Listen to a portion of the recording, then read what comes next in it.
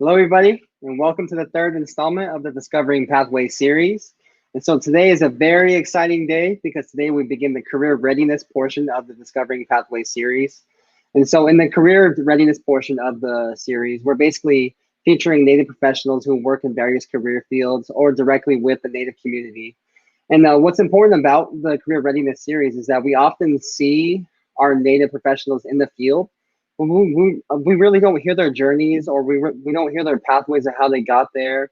And so I think it's very important for our youth to hear this, because then I think they can relate more to those professionals once they do hear those stories.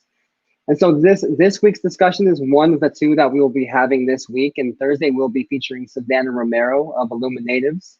And next week we will actually be featuring Haskell Indian Nations University.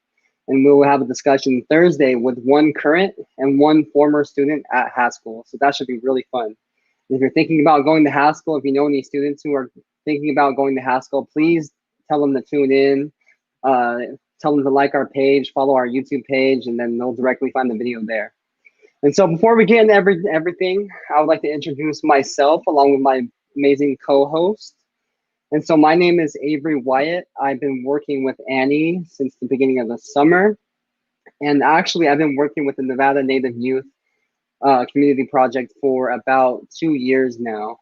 But overall, I've been working with youth and college students for about 5 years. And so one of my main goals about working with Native youth and college students is just making sure they're able to have success in the future. And that's just one of my main goals for them. And some other things I like to do. So I also am a very involved organizer. So most recently, I've been working with the Black Lives Matter movement. I'm also involved in a lot of environmental activism. And yeah, that's basically me. Ferdinand, would you like to introduce yourself?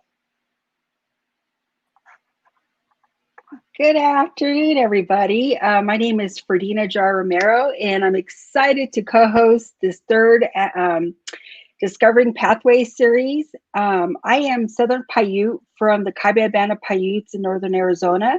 I'm also affiliated with the Moapa Band of Paiutes in Southern Nevada. My position at the Nevada Department of Education is to oversee Indian education throughout the entire state. And it is underneath our Department of Education, the Native Youth Community Project Grant, that we're able to provide this program for you tonight. So I'm very excited that we have somebody here who's in a profession, who's going to share, as well as provide some really helpful resources and information. Now I turn it back to Avery. Cool. Thank you, Ferdinand, for your beautiful introduction. And I also forgot to say something about myself too. So I'm actually Washoe and Paiute, Pyramid Lake Paiute to be exact. And I grew up in the Hungry Valley Reservation in Sparks, Nevada. But so to get to our amazing guest for today, so today we brought in Jarrett Work of the Center for Native American Youth. And so I've personally known Jarrett for maybe 5 years now, and we met through the Native American Student Organization at the University of Nevada. And so Jarrett, would you like to introduce yourself? Yeah. Wahe Nitain Nanisahit Jarrett Work on Hitan. Hello, everybody. My name is Jarrett Work. I am Ani and Nakota from Fort Belknap, Montana. I currently live here in Reno, Nevada. I just moved last week. I was in Las Vegas, Nevada for the past 2 years. I'm a journalism student, and I work as the communications lead for the Center for Native American Youth. I've been with them since January of this year. It's been really, really great. I've got to work with amazing youth from across the country, doing amazing things and using our platform to give them and uplift their voices. So it's been such a great experience so far. I don't really know what else to say. No, that's perfect. Oh, okay. I can keep going. So I'm also a photographer. Okay. So I'm a portrait photographer as well. I first got my start with the Center for Native American Youth back in 2018 when I was a Generation Indigenous Movement Builders Fellow. And my cohort and I created a narrative change project called Reclaiming Our Narrative, where we highlighted influential Native professionals across the country, sharing their story and all the amazing work that they're doing. And one of the things that we found in that, and that was like super important to me, is like representation. And what we saw when we created this project was, when you Google other races, like African Americans, for example, Obama pops up. Doctors, lawyers, other people. Asian Americans, same thing, doctors, lawyers, modern day people. And then when we Googled Native American people, it was nothing but black and white photos. And throughout that project, we went to present it like 6 months later, and we did that exercise again. And it was different this time because it was after Representative Davids and Representative Holland were elected into Congress.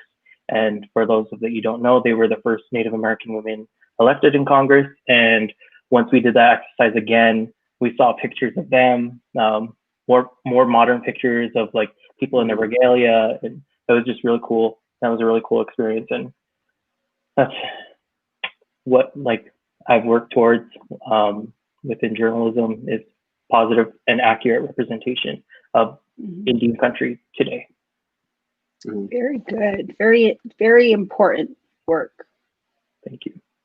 Yeah. Thank you, Jared. All your work that you've done, from photography, communications, journalism, all that is really important. And we definitely need that representation in the field today. And luckily, I know you, and I've actually seen a lot of native journalists out there today who are really fighting for that representation in the media, and especially on that just the simple Google search. And so that's really important that you did that. Thank you. And so today we're featuring the Center for Native American Youth and Jared Worth. So Jared, can you describe us exactly what the Center for Native American Youth is and what you do for those who don't know, who are watching today? Sure. So the Center for Native American Youth, I believe it was started in 2008 or 2009. I don't know the year exactly, but it was started by Senator Brian Dorgan from North Dakota. Well, he's a former senator now, and he had $1 million left over from his campaign money. And rather than like do whatever he wanted to do with it, he decided to create the Center for Native American Youth with the focus on Native youth suicide and suicide prevention. So he created that, and then over the years it's evolved and really grown into something that's so fun to work with and work for. Our major tiers of our work are suicide prevention, Native youth empowerment, civic engagement, narrative change, and I think there's one more, but I'm blanking it off the top of my head. And we get to work with youth from across the country with our Champions for Change program, that brings a small cohort of Native youth leaders to DC, and they get the opportunity to meet with their state representatives, voice their concerns, talk about what's going on in their communities to the people that are, making the rules, making the laws and everything like that. And we just use that whole year to kind of like provide them our platform, uplift their platform, and connect them. And it's a lot of, what is the word? I'm blanking the word. A lot of, when you, what is it called? Career development? No, it's not career development. But do you know what I mean? Like, Yeah. Okay. Yeah, that's the word that I'm trying to say. And yeah. Another couple of things that we've done, we have the Telenative Youth webinar series, which has been so fun to be able to be a part of. My boss and I, we just like started making these webinars because she had the idea to create this space for Native youth to build like community and be together and talk about issues that are important to them. Because at CNAY, we do a lot of youth involvement. We're constantly having, roundtable discussions, everything in person. But when COVID hit, we didn't have that. So that was one of the things that we did, was create the Telenative Youth webinar series. And our episode tomorrow, which I'm super excited for, is so cool because it's like started so small to, now we're going international. We have a group of a group of New Zealand youth that are going to be talking to us tomorrow about how dancing is medicine. So that happens tomorrow at 4 o'clock Eastern time, which is super early Thursday morning, New Zealand time. But there was a funny story. They thought that it was a day ahead. So they called me this morning. They were like, we're here. We're waiting for it to go. And I was like, oh no, I'm sorry. It's tomorrow. They were laughing. So it was really great. And then another thing that we have that's ending this week is the Creative Native Call for Art. And that was started a couple of years ago by Del Kerfman. He's Crow from Montana, and he's a really amazing artist. And he used this idea to provide an opportunity for, young people that are artists, photographers, poetry, everything, just so that we can showcase the amazing talent that is within Indian country, and especially within our youth. And that closes on the 26th. And the age range is from 5 to 24. So get your little cousins, get your friends, get your family, everyone to submit. So that'll be really great. Yeah, that all sounds really awesome. And for those who don't know, the 26th is tomorrow.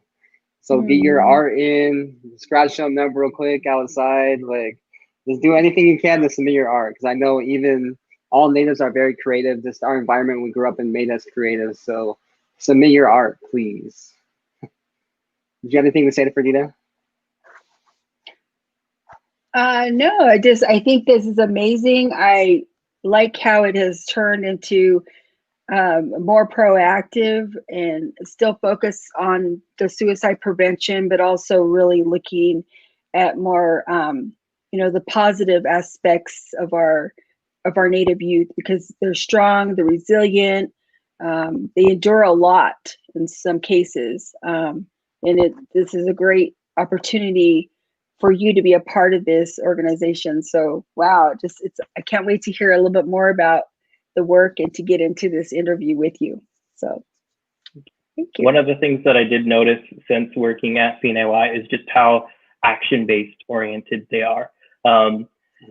Like, we don't try to talk about like things in a negative context. We just make sure that everything's positive. We look for the good and everything like that. Just super supportive. It's super uplifting, and it's such a great like work environment to be around this team that is just so supportive and just really wants the best for you. And it's been a great opportunity to be a part of this team. That's great. Thank you. Yeah, that sounds really cool. I need that, or I think a lot of us need that uplifting, especially right now where we're kind of in the house, some of us in some states. So yeah, I think that's a really great program from what I hear. And so now we'll move sort of into our question section of this discussion. And so, Jarrett, I know you personally, I know I've seen your journey as you went, but a lot of people just sort of see where you are now. And I know for a lot of natives who are in the professional field, our pathways are literally looking like this if you were to put it on paper. And so sort of maybe describe your pathway to how you got to where you are today, and maybe just touch on your big accomplishments that basically got you to where you are. Sure. So growing up, my parents always instilled into me like to reach for the stars and to try to change the world. They told me that I wanted to be a doctor. So my first 2 years of college, I did pre-med classes. Oh God, I hated them. Yeah. And then I took a journalism class as an elective. And then that's like, I was like, this is what I want to do for the rest of my life. I love doing this. I love being creative. I love storytelling. I love taking pictures, and that was when I like the following semester, I changed my major to journalism, and my mom was like, no, just be a nurse. And I was like, no, I don't want to be a nurse. So I was like, I want to be a journalist. So it's led me to super amazing opportunities. I am a member of the Native American Journalists Association. I was a fellow since 2017 till last year. They just announced their cohort this year. I think there's 3 of them.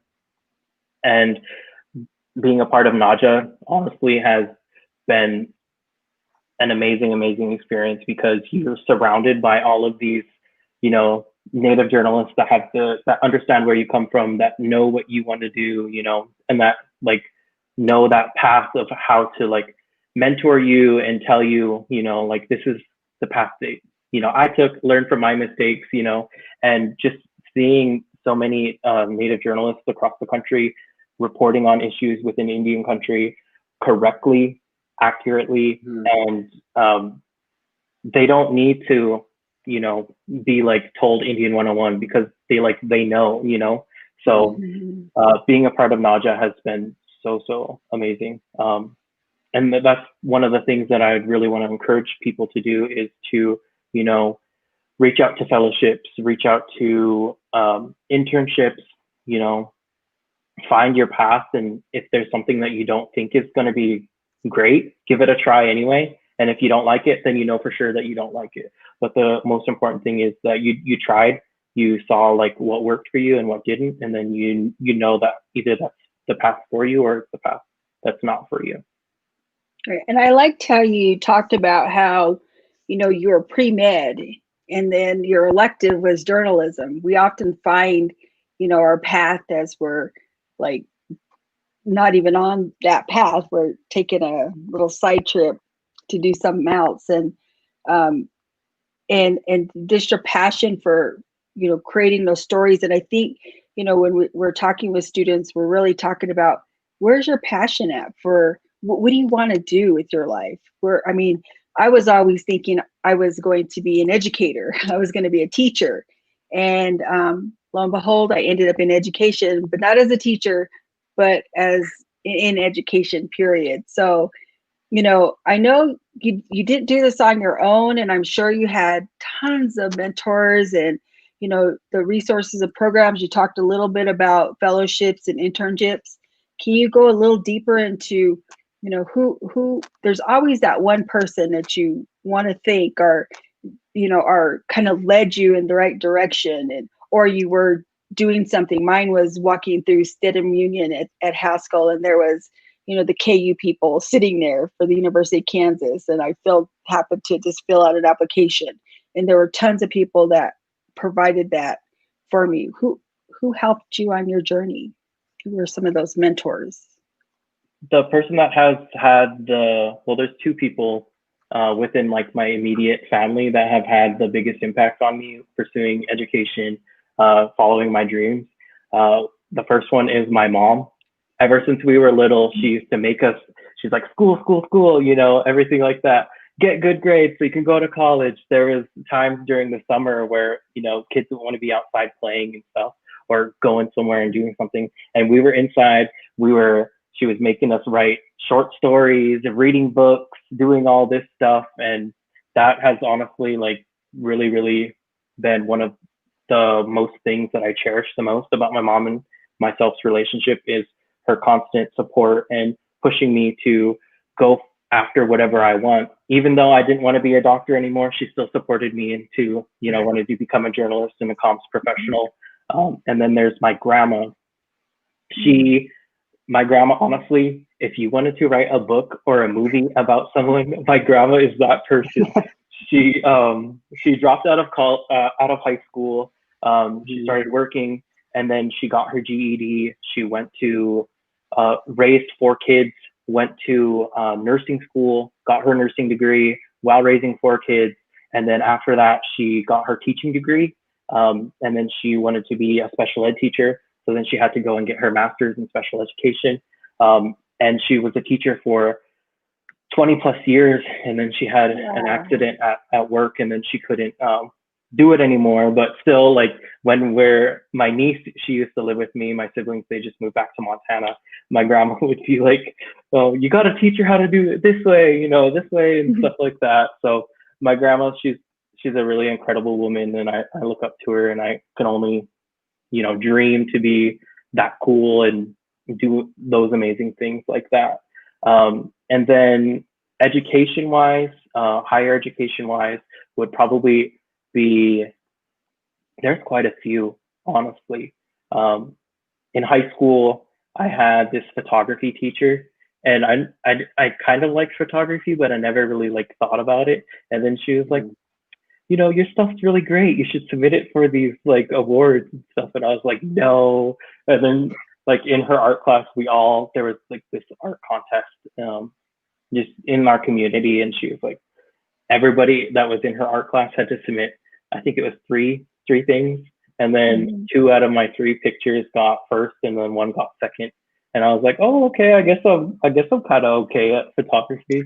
And then that's after that, it's, just really, I got a camera for Christmas my senior year, and I had that camera for forever, and then it broke, and then I had to save up and get myself a new camera. But at UNR, honestly, that was where I really, really felt like I had a really strong support group. There was the NASO group, Sandra Mitrovic. She was always, always, always such a huge supporter and encourager to just do whatever you wanted, always somebody that you can just go hop into her office, and visit with her for, I don't even know how long we would visit for sometimes. And then, if you, right, if you have like something that's going on, you just want to talk about, she was always that person. And I'm super, super thankful for her and all of the other teachers that I've had. But yeah, those are to name a few.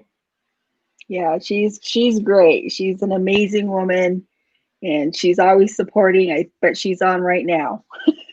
She's probably watching you. Yeah. Hey, Sandra. Yeah.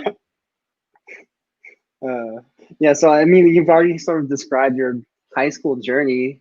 It sounds really cool. I mean, high school teachers that you have in high school, they can be like mentors in a way, even if they just reach out to you. And I think so for educators out there watching right now, reach out to Native students, just even say hi to a Native student. Because I know a lot of us don't even get that attention sometimes. So that saying hi to that one Native student could change that student's day. It can turn more students into Jarrett. It can make photographers, everything like that. So for you high school educators out there, pay attention to this. That's right. And so were there any other challenges you faced along the way in high school? Because I know a lot of Native youth out there watching right now, they do face a ton of challenges besides just even school. So maybe describe one of those challenges that you had in high school. Honestly, high school is kind of a breeze for me, but the most challenging that I had was actually in elementary. So there was one incident where we were going to school off reservation, and I had this one teacher, and for some reason he just did not like me. And there was an incident where my grandma was actually in the hospital, and we had to go to Billings, which was about 300 miles away. And I had an assignment that was due the next morning. It was like, believe it or not, it was like a short story, and I didn't get it done. I only had like the first couple of like a first paragraph done, and it was like, you fall asleep in the library and you dream about your dream job, what was your dream job? And I wrote that I wanted to be the president of the United States, and he was like, oh, that's a stupid dream, you don't dream like that. And I was like, wait, what? And then he was like, why didn't you finish the story? And I was super shy back then, so I didn't say anything. And he's like, okay, well, I'm gonna finish it for you. There was another person in my class, and he knew that we didn't get along because we'd always like bicker. And then he's like, you married Mary, you guys had 10 kids, you lived off welfare, and you never left the reservation and stuff like that. And I was like, okay. But yeah, he basically like said that in front of the entire class, basically like called me out and told me that I was never going to amount to anything. I was just going to be like an alcoholic and a drug addict and never leave the res. And I'm like, well, I did. Yeah, what's his name? You can call him out right now because you definitely are doing amazing. Yeah, we're glad, and we always want those educators to remember how we're impacting our students with words, and love and kindness is so important to spread. And because of your experience, you can share that with others, and you can share that love and kindness on to those little ones that are going to become something just like you did. So, we're glad that you proved them wrong, and you're here with us today, and we're excited. Yeah, that's happens all the time, though. It definitely does. And that was, so I was actually with the Reno Sparks Indian Colony out as a tutor for Hungry Valley for 2 years. And I really wanted that job just so that I could, be that encouraging person. And, typically Native men aren't in like teaching roles in like education wise. So like you never really see like a Native teacher or a Native tutor that's a male. So I was like, I want to go there. I want to, encourage all these little kids to, do well in school. But if school isn't the best thing for you, there are other opportunities. There's job training. There's other things like that. You don't have to go to school to be a doctor, to be a productive person, to do whatever you want as long as it makes you happy. And working over there, it was so much fun. Those little kids, whenever they'd see me, they'd be, "Oh, Mr. Carrot," because they was like, for some reason that was my nickname, and it was always fun seeing them around. Yeah, you got some shout outs from people. Oh, hey, Sandra. Miss you. Yeah. So you talked about your career path and how you sort of figured it out in college. I mean, with your family, they wanted you to be a doctor. I mean, that sort of happened to me too. I remember I wanted to be a trainer or a football player or something like that. But yeah, in the first 2 years of college, I was like, oh, that ain't happening. I think I took a biology class and I was just like, oh, maybe this isn't for me. But yeah, so for the high school students out there watching right now, I know a lot of them are pushed to know their career paths in high school, but should students have their career paths figured out in high school, or should they just stay open-minded? I'd definitely be open-minded. It's always good to have like a dream and to chase that dream. But, sometimes when you're young, you don't like know what you actually want, because, your parents and people around you have a lot of influence on you, especially when you're that young. But when you finally take the time to realize like what you're good at, what you're passionate about, they have that saying that's corny, if you do something you love, you never spend a day working in your life. But it's honestly true. When you find out what you love and what you're good at and what you enjoy doing, then it's never going to feel like work. It's always going to feel like it's, you're excited to get up and go to work and do all of this awesome stuff that you love doing. Yeah. So. Yeah, definitely.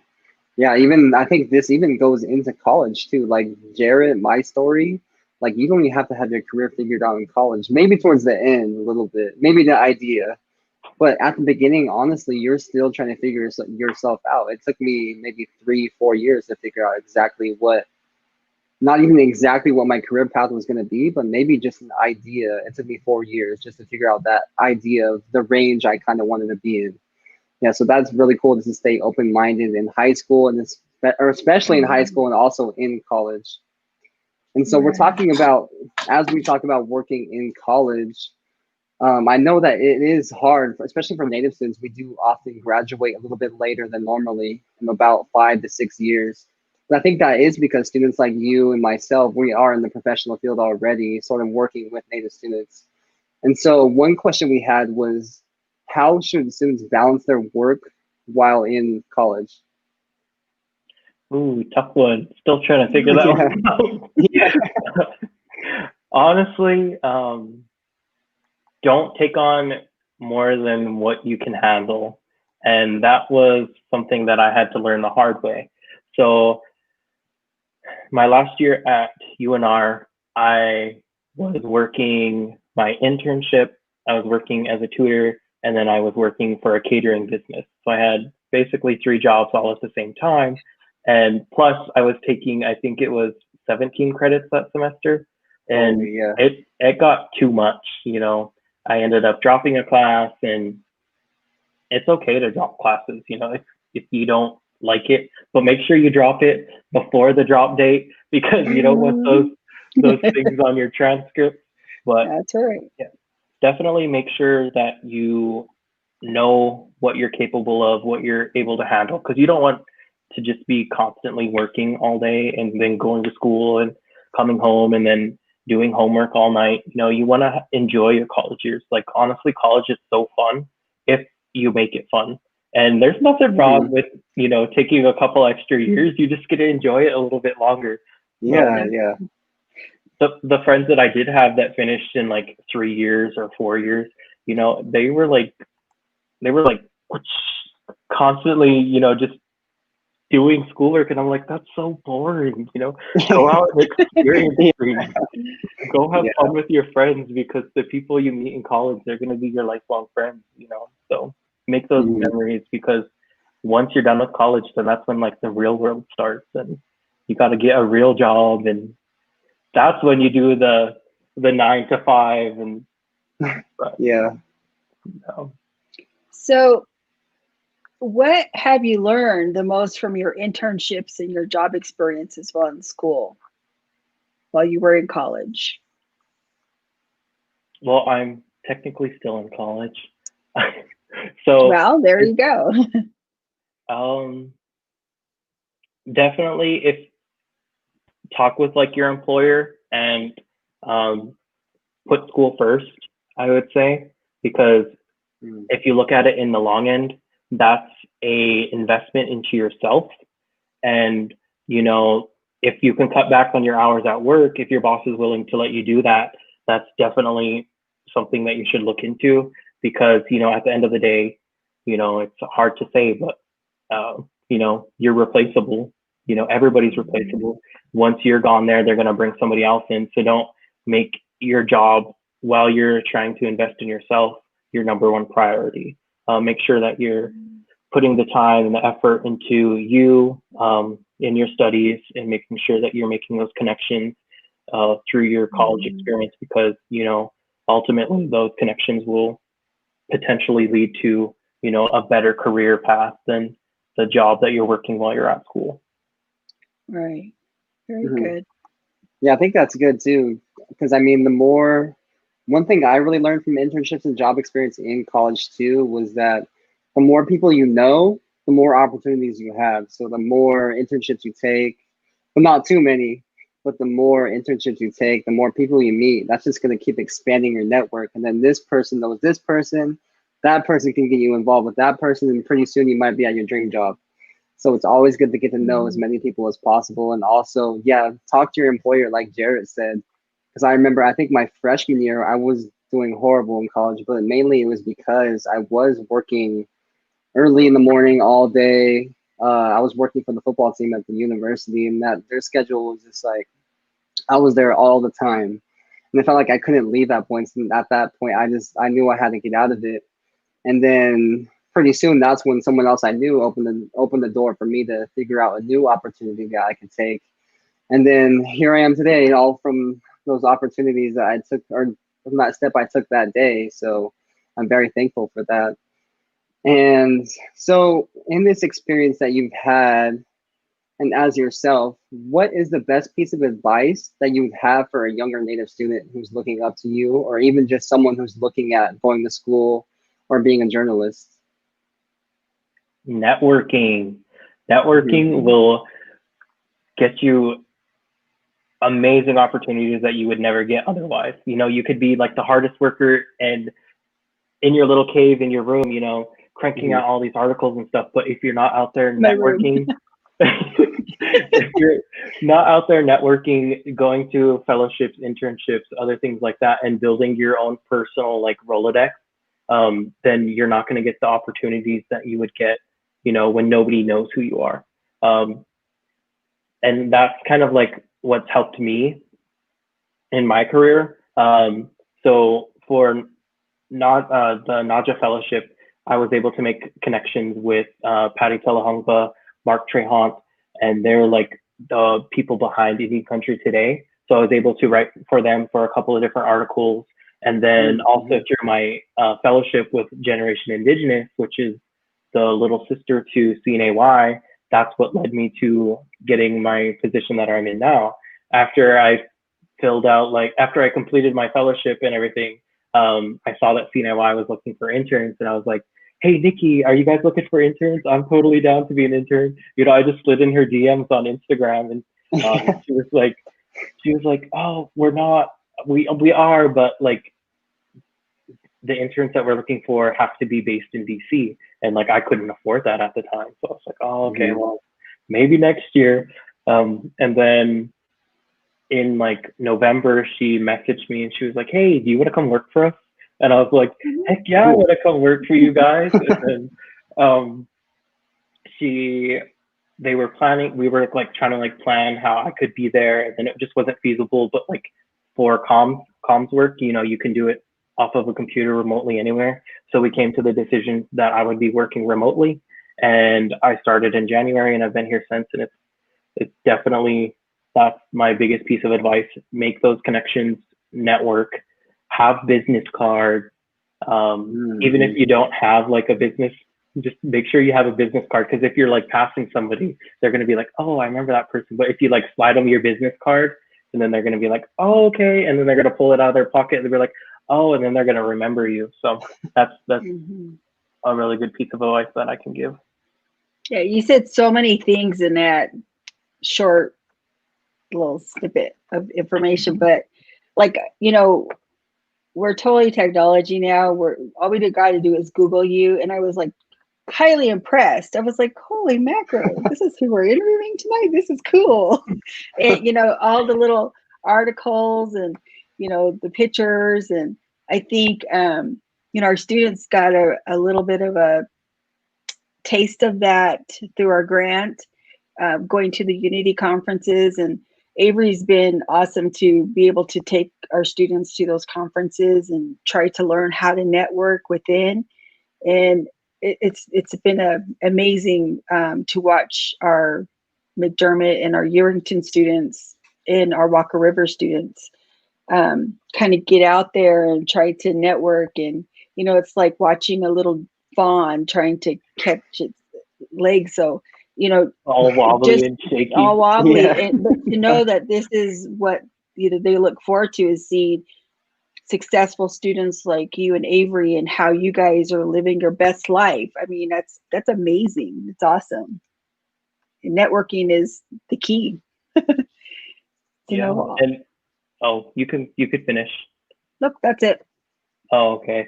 And then if you're on the shy side, because I tend to be more introvert, you know, make yourself be an extrovert for that 2 little minutes that you're going to be talking to that person.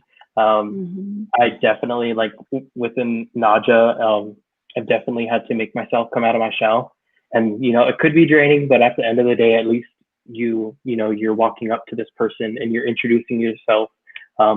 Maybe not in COVID world, you know, you would usually shake their hand, but maybe you give them an elbow bump or something like that. Yeah. So a head nod, that will make them remember your face, and they'll think about you when they're thinking about other opportunities.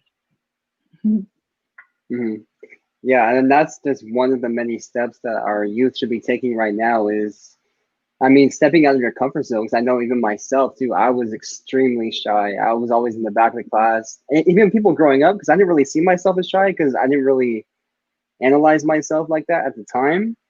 But everywhere I went, they would always say, "Oh, he's so smart, but he's so shy." And I'm just like, okay, why does everyone keep saying that? But I feel like I'm just like being myself. But yeah, once I sort of realized that and sort of analyzed myself, I tried to break out of my shell. And I mean, it was hard. I'll admit it was tough just to sort of be that extrovert for even just like one conversation. But as soon as you keep on doing it over and over, it just becomes really normal. And I mean, it's still hard today, I will admit. Like, I still have times where I am shy, but I do try and break myself out of that shell. And I think that's one huge step that Native youth should be taking. And do you have any other sort of tips for Native youth who are in high school or middle school right now? And what tips are, like, what steps should they be taking now to prepare for that career or college? Yeah, there definitely apply for scholarships. There's tons and tons of scholarships, and it's free money. You won't be like me with a bunch of student loan debt. Yeah, same. Yeah, scholarships are definitely a big thing. But you know, get involved with groups and other things, and work on your public speaking. Put yourself out there doing stuff that will make you uncomfortable, because in the long run, it will make you a more well-rounded person. With CNAY, they have the Champions for Change program, which is it's either I think it's 14 to 24 or it's 16 to 24. I'm blanking it right now, but those are opportunities for like personal development and personal growth that you can definitely take advantage of. And they work with you on your public speaking. They work with you creating a project, uplifting your voice, you know, connecting you with these other networks and stuff like that. A lot of our youth, they get involved, like they write op-eds for like Teen Vogue and get featured, you know, across the country in all these different mainstream media outlets. And it's really cool to see and watching them develop from this little shy person into like this really outspoken person. You don't have to be like outgoing, but as long as you use your voice and you speak about what's important to you, then even if you get like, there's that saying, speak it even if your voice shakes, you know? So making sure that you just take those opportunities and seek out those opportunities, reach out to like CNAY or other Native youth led organizations for tips on things. You know, maybe we'll be able to show you like a scholarship or a fellowship or connect you with somebody that we think you could benefit from, and they could also benefit from you and you sharing like your insights and bringing what you have to offer to the table. So definitely do that. Very good. I know you talked a little bit about Telenative youth, and I know there was a video that we were gonna, before we get to some questions from the YouTube and the Facebook. Did we do that video? We can show it right now. So here is the video for Telenative youth.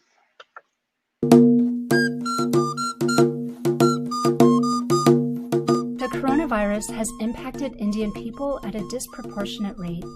Our way of living has been disruptive. As now, we can't gather for things like celebrations, ceremonies, powwows, and other cultural happenings. But that doesn't mean we can't turn to each other virtually. Telenative Youth. Telenative Youth. Telenative Youth is a webinar series with the goal to create a virtual community for Native youth. Tune in to the Center for Native American Youth's Webinar Wednesdays. Throughout each month to listen to youth speaking with professionals in the field on topics that are critical to our youth and our youth leadership, such as mental and behavioral health, physical well-being, connecting to the outdoors, social distance powwows, civic engagement, and more. We invite you to join the discussion. Additionally, if you have topics that you'd like to talk about, let us know. This series is made by Native Youth, by Native Youth, by Native Youth, for Native Youth. Be sure to follow the Center for Native American Youth on Facebook, Instagram, and Twitter at Center for Native for updates and opportunities to get involved. We look forward to connecting with you. See you on Wednesday. See you Wednesday. We look forward to connecting with you. We'll see you on Wednesday.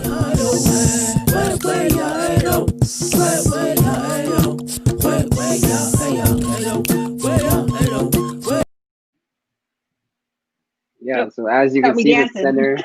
Yeah. I like Superman. Yeah, I heard that. I've heard that song a lot lately.